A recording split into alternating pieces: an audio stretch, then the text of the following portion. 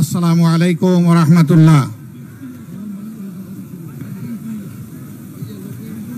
প্রিয় লালমনিরহাটবাসী, আপনারা সবাই কেমন আছেন? আলহামদুলিল্লাহি রাব্বিল আলামিন, ওয়াসসালাতু ওয়াসসালামু আলা রাসূলিহিল কারীম ওয়া আলা আলিহি ওয়া সাহবিহি ওয়া আহলি বাইতি আজমাইন।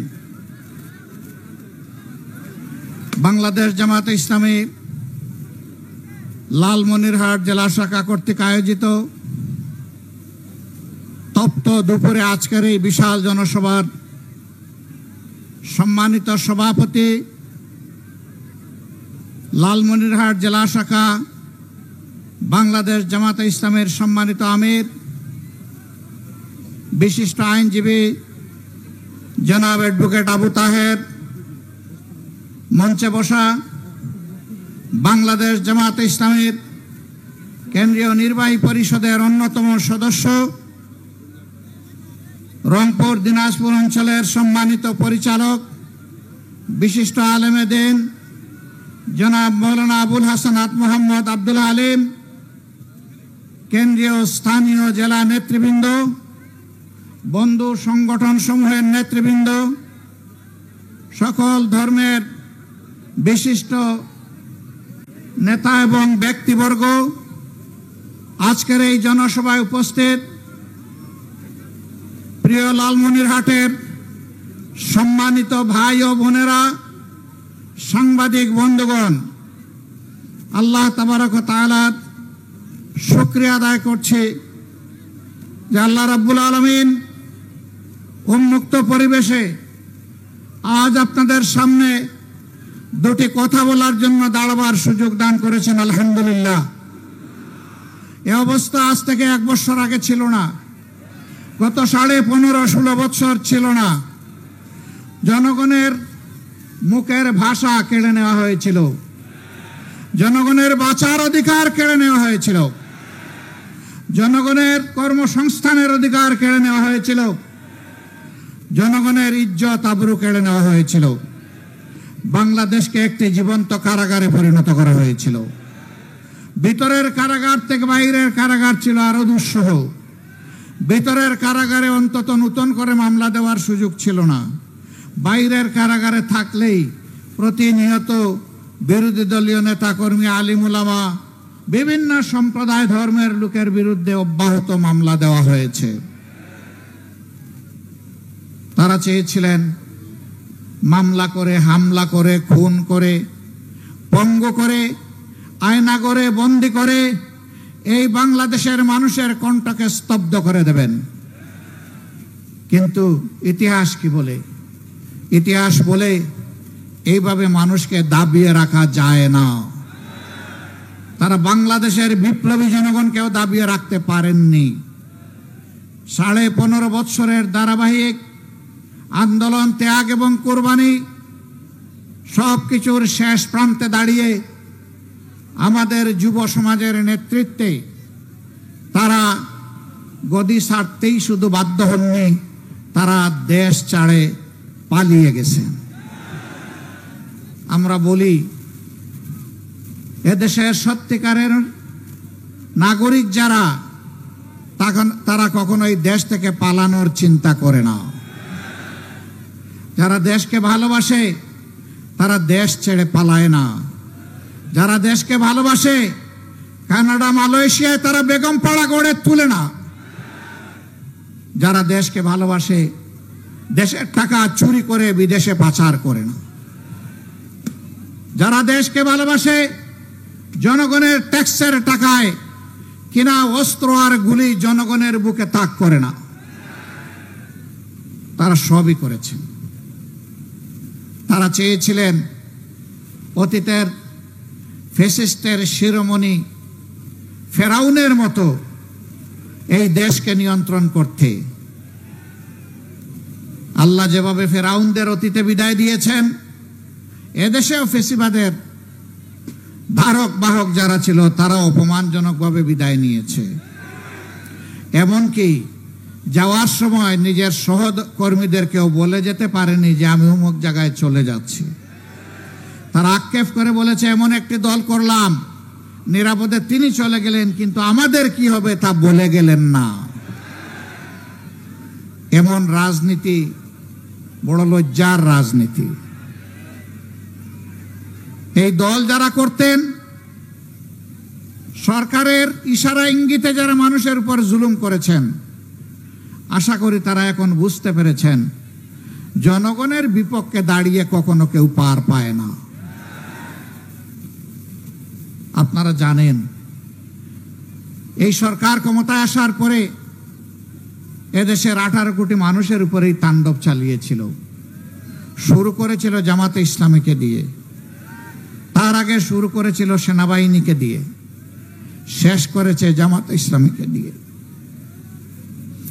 শুরু করেছে নেতৃবৃন্দের বিরুদ্ধে মিথ্যা মামলা দিয়ে, বন্দী করে, বিচারের নামে তামসা করে হত্যা করার মধ্য দিয়ে, আর শেষ করেছে জামাতে ইসলামীকে নিষিদ্ধ ঘোষণা করে। আজকে বাংলাদেশের জনগণের অন্তর থেকে কে নিষিদ্ধ হয়েছে? কে? জুড়ে বলেন। এখন তো আর বাপ বেটা দুপুর বেলায় একই টেবিলে বসে খাবার খাচ্ছে, সেখান থেকে তাদেরকে ধরে নিয়ে বলেছে তারা রাষ্ট্রের বিরুদ্ধে ষড়যন্ত্র করছিল। সেই আশঙ্কা এখন তো নেই। তাহলে গলা ঝেড়েই বলুন, এরা কারা? এরা ফ্যাসিস্ট। সম্মানিত ভাইয়েরা, ফ্যাসিবাদীদের পতন হয়েছে, কিন্তু ফ্যাসিবাদ এখনো বিদায় নেয় নাই। আমরা তো ফ্যাসিবাদীদেরও পতন চেয়েছি, ফ্যাসিবাদেরও পতন চেয়েছি। এই ফ্যাসিবাদের কুখাসলতগুলো এখনো বাংলাদেশে রয়ে গেছে। এখনো বাংলাদেশের মানুষ এক শ্রেণীর রাজনৈতিক কর্মী নামের যারা কলঙ্ক, তাদের হাতে এখনো নির্যাতিত হচ্ছে। রাস্তাঘাটে, ফুটপাতে, ব্যবসা প্রতিষ্ঠানে, মিল ফ্যাক্টরি, ইন্ডাস্ট্রিতে, পরিবহন সেক্টরে, সর্বত্র তারা ভয়াবহ চাঁদাবাজের তাণ্ডবে তারা অতিষ্ঠ। হ্যাঁ, ইতিমধ্যে জনগণ প্রতিরোধ করতে শুরু করেছে। জনগণের ধৈর্যের বাঁধ ভেঙে গেছে। আমরা এই সংগ্রামী জনগণকে অভিনন্দন জানাই এবং আশ্বস্ত করি, চাঁদাবাজ দখলদারদের বিরুদ্ধে আমরা একসাথে এগিয়ে যাব ইনশাআল্লাহ।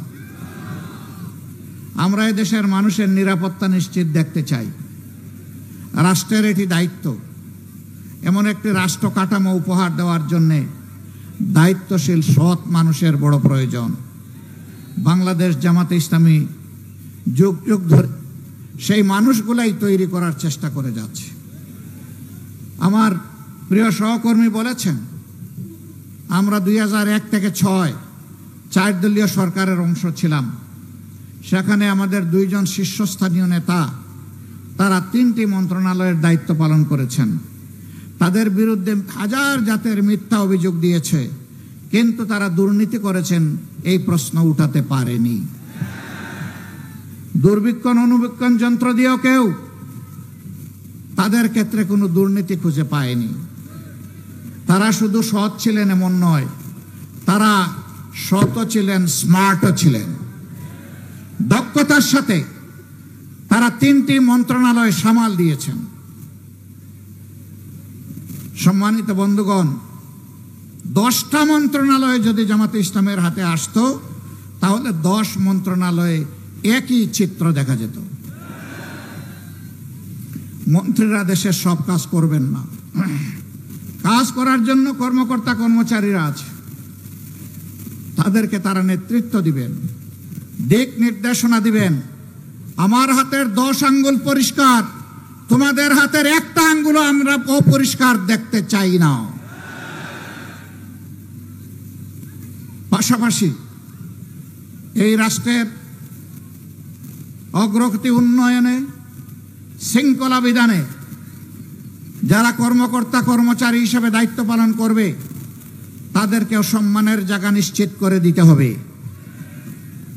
তাদের তাদেরকেও সম্মানজনক বেতন ভাতা দিতে হবে, যাতে এই সম্মানজনক বেতন ভাতায় তারা সন্তুষ্ট হয়ে তাদের সমস্ত যোগ্যতা উজাড় করে দেশের জন্য কাজ করে।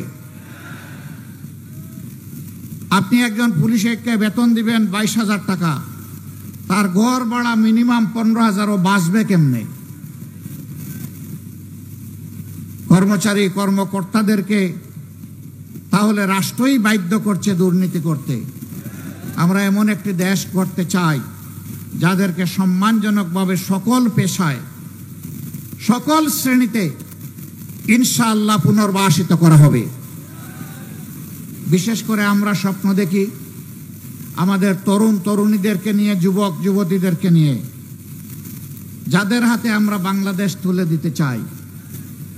আমরা তাদের জন্য এমন শিক্ষা ব্যবস্থা গড়ে তুলব ইনশাআল্লাহ, যেই শিক্ষা ব্যবস্থা দেশের প্রত্যেকটি মানুষকে সম্মান করতে শিখাবে, ভালোবাসতে শিখাবে।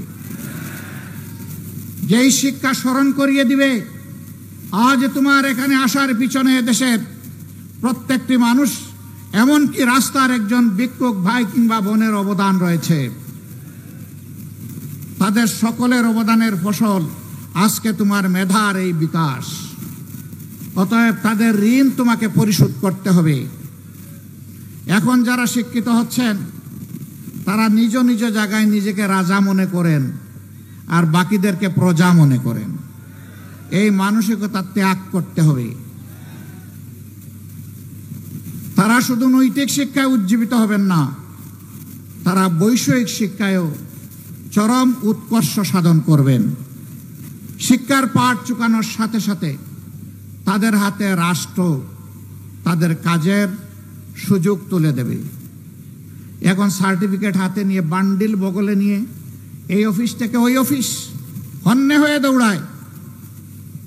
শেষ পর্যন্ত কারো কারো অবস্থা কোথাও বেঁচে থাকার ঠাঁই হিসাবে সামান্য একটু চাকুরি না পাওয়ার কারণে বিভ্রান্ত হয়ে শেষ পর্যন্ত নিজেকে আত্মহত্যার দিকে ঠেলে দেয়। আমরা এই চিত্র আর বাংলাদেশে দেখতে চাই না। আমরা চাই প্রত্যেকটি নাগরিকের হাত হবে এই দেশ গড়ার কারিগরের হাত। একজন কৃষক মাঠে ফসল ফলাবেন সর্বোচ্চ বৈজ্ঞানিক প্রযুক্তি প্রয়োগ করে। পরিশ্রম হবে সহনীয়, উৎপাদন হবে অভাবনীয়।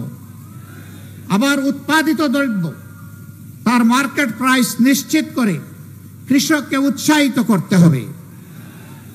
যে সমস্ত কৃষি পণ্য তৈরির পর, উৎপাদনের পর নষ্ট হয়ে যাওয়ার, পচে যাওয়ার আশঙ্কা থাকে, জায়গায় জায়গায় সেখানে কৃষি পণ্য সংরক্ষণাগার গড়ে তুলতে হবে এবং রাষ্ট্রকে তার পূর্ণ সহযোগিতা দিতে হবে, পৃষ্ঠপোষকতা করতে হবে। আমাদের মায়েরা, আমাদের বোনেরা, আমাদের মেয়েরা একই শিক্ষায় তারা শিক্ষিত হবে। তাদের হাতগুলো দক্ষ কারিগরের হাত হিসেবে গড়ে তোলা হবে। যারা কর্মক্ষেত্রে প্রবেশ করতে আগ্রহী তাদেরকে তাদের যোগ্যতার ভিত্তিতে উপযুক্ত জায়গায় কাজ তৈরি করে দেওয়া হবে। বর্তমানেও তারা কাজ করেন সংসারের প্রয়োজনে, নিজের মেধার শুকরিয়া আদায় করার জন্যে, কিন্তু দুটি জিনিসের বড় অভাব। তাদের জন্য সামাজিক কোনো নিরাপত্তা বলয় গত 54 বছরে সরকারগুলো দিতে পারে নাই। তারা ইনশাআল্লাহ স্বপ্নের আগামীর বাংলাদেশে কাজ করবেন, যেখানে তারা মর্যাদা এবং নিরাপত্তা দুটোই পাবেন। এখন তাদের মর্যাদা এবং নিরাপত্তাই সমাজে স্বীকৃত নয়। অনেকে বলে জামাতে ইসলামী ক্ষমতায় গেলে মহিলাদেরকে কর্মক্ষেত্রে প্রবেশ করতে দিবে না। এটি সঠিক নয়। আল্লাহ রসুল সাল্লাল্লাহু আলাইহি সাল্লাম জীবনের সবচেয়ে কঠিন কাজ যুদ্ধে, সেখানেও নিজ স্ত্রীগণ এবং মহিলাদেরকে সুযোগ করে দিয়েছিলেন যুদ্ধ করার জন্যে। মহিলারা যদি যোদ্ধা হতে পারে তাহলে সমাজের কোন কাজটা তারা করতে পারবে না? আমি আগেই বলেছি, সম্মানও নিশ্চিত করা হবে, আবার নিরাপত্তাও তাদের জন্য নিশ্চিত করা হবে। এখন ঘর থেকে বের হলে অভিভাবকদের বুক দুরু দুরু করে কাঁপে, যে সম্মান আর জীবন নিয়ে আমার মেয়ে, আমার মা, আমার বোন ঘর থেকে বের হয়েছে, একই সম্মান আর নিরাপত্তা নিয়ে আবার সে ঘরে ফিরে আসতে পারবে কিনা। রাসূল করিম সাল্লাল্লাহু আলাইহি সাল্লাম বলেছিলেন, এমন একটি রাষ্ট্র কোরআনের ভিত্তিতে আমি দুনিয়াবাসীকে উপহার দিয়ে যাব, সে যেই হোক, যে ধর্মের, যে বর্ণেরই হোক, একজন তম্বি তরুণী সানা থেকে 4000 মাইল রাস্তা একাকী সে অতিক্রম করবে, কোন জালিমের চক্ষু তার দিকে তুলে তাকানোর সাহস করবে না। কোরআন সকল মানুষকে সেই নিরাপত্তা নিশ্চিত করতে চায়।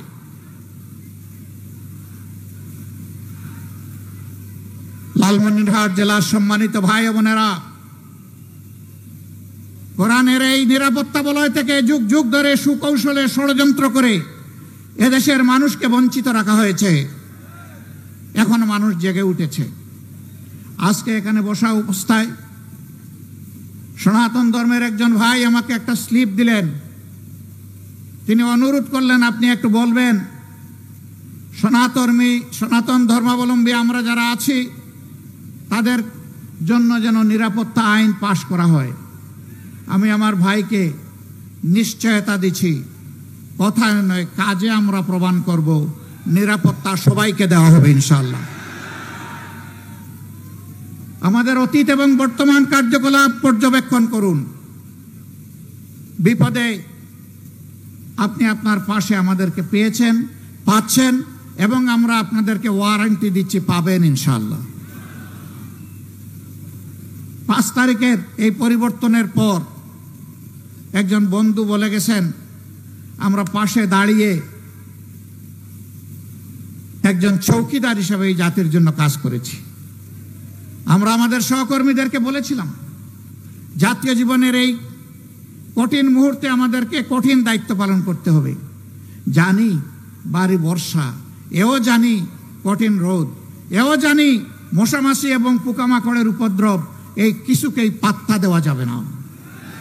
দিন রাত একাকার করে পাহারাদারের দায়িত্ব পালন করতে হবে। টানা 15 দিন আমরা জনগণের পাশে ছিলাম। আমরা যেমন মসজিদ পাহারা দিয়েছি, মন্দিরও পাহারা দিয়েছি, মঠও পাহারা দিয়েছি, আমরা চার্চও পাহারা দিয়েছি। কিন্তু আগামীতে এমন একটি দেশ চাই, কোনো প্রতিষ্ঠান পাহারা দেওয়ার প্রয়োজন হবে না।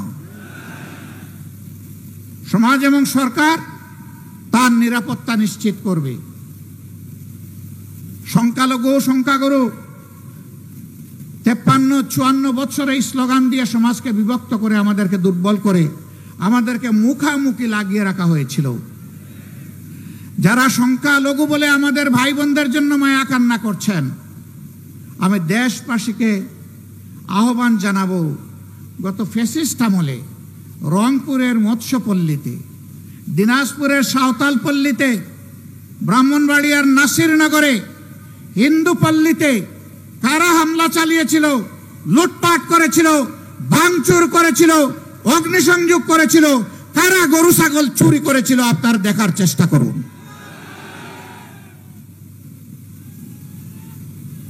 আমি নিশ্চয়তা দিয়ে বলছি, যারা বেশি মায়া কান্না করেছে তারাই অপকর্মগুলা করেছে। সারা বাংলাদেশের একই চিত্র। এরা আমাদের বিরুদ্ধে বিসর্গার করে। আমরা স্পষ্ট ভাষায় বলতে চাই, আমরা আল্লাহকে ভয় করি। আমরা কারে ভয় করি? যারা আল্লাহকে ভয় করে তাদের হাতে মানুষের জীবন, সম্পদ, ইজ্জত সম্পূর্ণ নিরাপদ। এই তিনটার উপর কখনো আল্লাহকে যারা ভয় করে তাদের হাত পড়তে পারে না। সম্মানিত ভাই বোনেরা, আমরা এই সংখ্যালঘু আর সংখ্যাগুরু আর এই শব্দই শুনতে চাই না। আমাদের পরিষ্কার বার্তা, এই দেশে যারা জন্মগ্রহণ করেছে আর এই দেশে নাগরিক হিসেবে যারা বসবাস করে, তারা সকলেই এদেশের মর্যাদাবান গর্বিত নাগরিক। আমাদের দেশ, সরকার, সংবিধান সকলের জন্য সমান অধিকার নিশ্চিত করতে বাধ্য। কোরআন সেই বাধ্যবাধকতার ঘোষণাই দিয়েছে। আল্লাহু ইয়া'মুরুকুম বিল আদলি ওয়াল ইহসান। আল্লাহ তোমাদেরকে নির্দেশ দিচ্ছেন তোমরা সমাজে ন্যায় বিচার কায়েম করো এবং মানুষের প্রতি সম্মান প্রদর্শন করো। কি চমৎকার!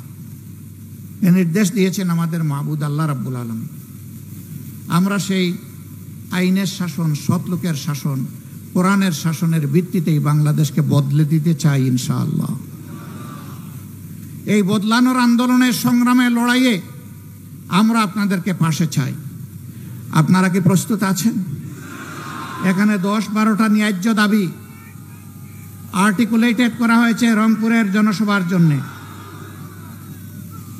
এর মধ্যে 1 নম্বর দাবি হচ্ছে বাংলাদেশের বুকে আমরা চিরতরে ফ্যাসিবাদ নির্মূল করতে চাই, নির্মূল হয়েছে দেখতে চাই। 2 নম্বর দাবি হচ্ছে উত্তর জনপদের প্রিয় নেতা কলিজার টুকরা এটিএম আজহারুল ইসলাম দুঃখজনকভাবে ফ্যাসিবাদের হাতে তিনি বন্দী হয়েছিলেন। এখন তিনি বন্দী কেন জনগণ তা জানতে চায়। কবে তিনি মুক্ত হবেন জনগণ তা শুনতে চায়। আমরা অনুরোধ করব তার বিষয় নিয়ে কেউ ধানাই পানাই করবেন না।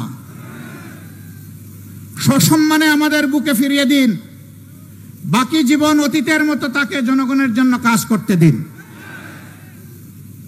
আমার বিশ্বাস তিনি ফিরে আসলে আগামীর দুর্নীতি দুঃশাসন মুক্ত বাংলাদেশের তিনি গড়ার ক্ষেত্রে নেতৃত্ব প্রদান করবেন ইনশাআল্লাহ। রংপুরে আমরা এখনো কোনো জনসভা করি নাই, কর্মী সম্মেলন করি নাই। রংপুরের আশপাশ আমরা ঘুরে বেড়াচ্ছি। আমরা মহান রবের দরবারে আকুতি জানাই, রাব্বুল আলামিন এই জায়গাটা বাকি রেখেছি আমাদের ভাইয়ের সাথে আমরা জনসভা করার জন্য। তুমি এই আশাটুকু আমাদের পূরণ করে দাও। এখানকার লোকেরা অনেকগুলো ন্যায্য দাবি জানিয়েছেন। আমরা জানি বাংলাদেশ থেকে এটি একটি দূরবর্তী এলাকা, বর্ডার এলাকা। এই বর্ডার এলাকায় এই কেবল 2-3 দিন আগে আমাদেরই এক সন্তান হাসিনুর রহমান, সে একজন অতি সাধারণ শ্রমিক মানুষ, 1 ভাই 1 বোনের সংসার। বাড়িতে এসেছিল 5 দিন আগে, গিয়েছিল গবাদি পশুর জন্য সীমান্তের কাছাকাছি একটু ঘাস কাটতে। সেখানে বুকের উপর পা রেখে ঠান্ডা মাথায় গুলি করে তাকে খুন করা হয়েছে। খুন করে তার লাশটি টেনে হেঁচড়ে ওপারে নিয়ে যাওয়া হয়েছে। আমি জিজ্ঞাসা করি, সে কি মানুষ ছিল না? যারা হত্যা করেছে ওরা কি মানুষ নয়? কিভাবে ঠান্ডা মাথায় তাহলে একটি মানুষকে তারা সীমান্ত পেরিয়ে এখানে এসে হত্যা করতে পারে? এটি তো একটি স্বাধীন দেশ। আমাদের বিজিবি যারা আছে তারা কি ওই পারে গিয়ে এগুলা করে? কারণ আমরা তাদের স্বাধীনতায় বিশ্বাস করি এবং তাদেরকে সম্মান দেখাই। সেই সম্মানটুকু বাংলাদেশের জনগণের পাওয়ার অধিকার আছে। আমরা 53 বছর পাইনি। আমাদেরকে দাবিয়ে রাখা হয়েছে। আধিপত্যবাদের কালো ছায়া আমাদের ঘাড়ের উপরে ছিল। আমরা এর ছায়া আর দেখতে চাই না। ইন্ডিয়া আমাদের প্রতিবেশী দেশ। তাদের সাথে আমরা সম্প্রীতি এবং পারস্পরিক শ্রদ্ধা ও সমতার ভিত্তিতে আমরা প্রতিবেশী হিসাবে এখানে বসবাস করতে চাই। আমরা ভালো থাকলে তারা ভালো থাকবেন। আমাদের ভালো কেড়ে নিলে তারাও ভালো থাকবেন কিনা তাদেরকে চিন্তা করতে হবে। আমরা দেখতে চাই আমরা উভয়ে ভালো থাকব। সেই পরিবেশ ইন্ডিয়াকেই নিশ্চিত করতে হবে। আমাদের ন্যায্য অধিকারগুলো দিতে হবে। তিস্তার কারণে প্রতি বছর উত্তর জনপদের মানুষ বর্ষা মৌসুম আসলেই আতঙ্কে থাকে, কি হবে আজ আমাদের কপালে। তিস্তা পাড়ের অনেক মানুষ ভালো করে একটা ঘর বাড়িও তৈরি করে না, কারণ জানে বন্যার স্রোত তা তিস্তাতে ভাসিয়ে আমাদেরকে নিয়ে যাবে। এই দুঃখ মুছে যাক আমরা চাই। এই জন্যে তিস্তা মহাপরিকল্পনা কোনো ধরনের চক্রাঙ্গানোর তোয়াক্কা না করে, গড়িমাসি না করে অবিলম্বে তা বাস্তবায়ন করতে হবে। ব্রিটিশ আমল থেকে এখানে এয়ারপোর্ট ছিল, এখন মৃত্যুবরণ করে পড়ে আছে। আমরা বলি এই এয়ারপোর্টকে জীবন দিতে হবে। এখানে এরোস্পেস ইউনিভার্সিটির টেম্পোরারি ক্যাম্পাস চলছে। একজন বলেছেন, আমরা শুনতে পাচ্ছি এই এলাকার মানুষকে বঞ্চিত করে এটা অন্যত্র সরিয়ে নেওয়া হবে।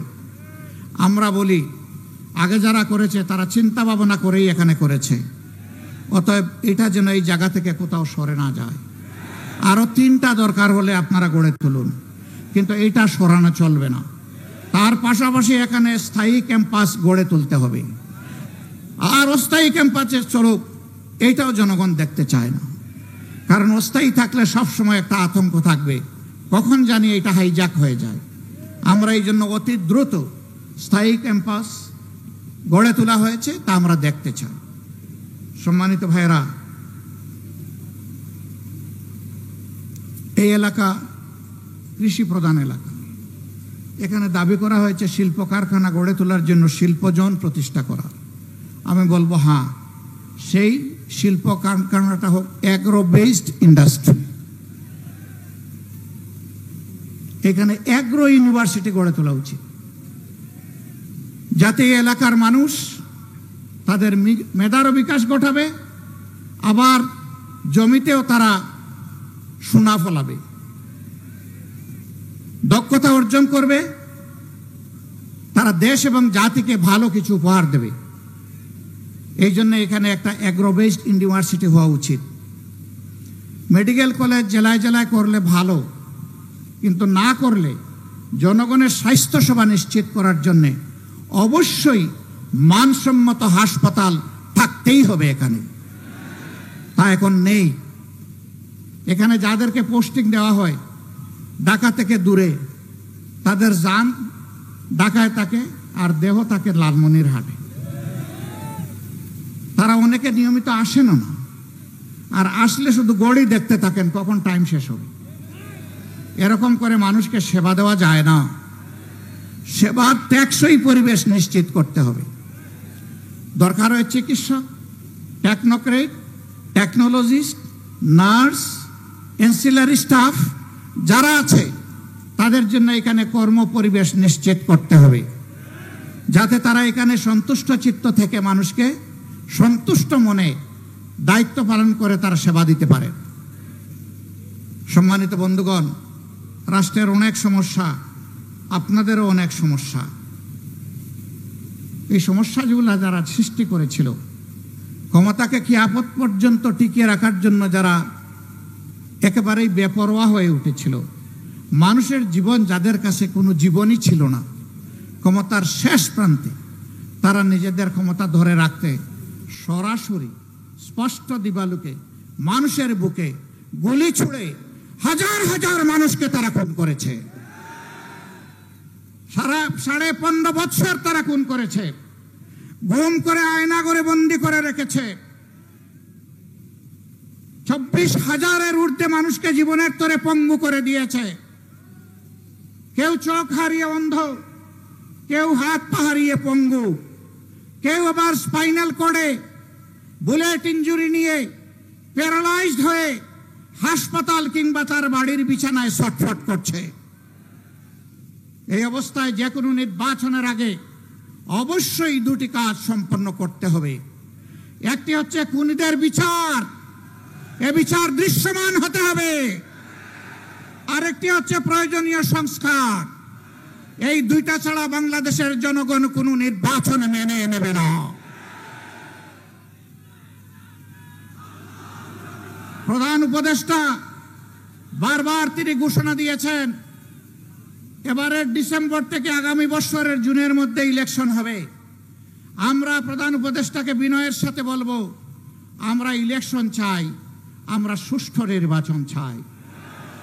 আর আমরা চুরি চামারি, কালো টাকার পেশি শক্তির প্রভাব যুক্ত নির্বাচন দেখতে চাই না। এই জন্য নির্বাচনের জন্য অবশ্যই সমতল মাঠ তৈরি করতে হবে। এ দায়িত্ব পালনে আপনারা আমাদের যত ধরনের সহযোগিতা চাইবেন, সকল সহযোগিতা দেওয়ার জন্য আমরা প্রস্তুত রয়েছি। কিন্তু বিচার আর সংস্কার এই দুটো করে অবশ্যই নির্বাচনের পরিবেশ নিশ্চিত করতে হবে।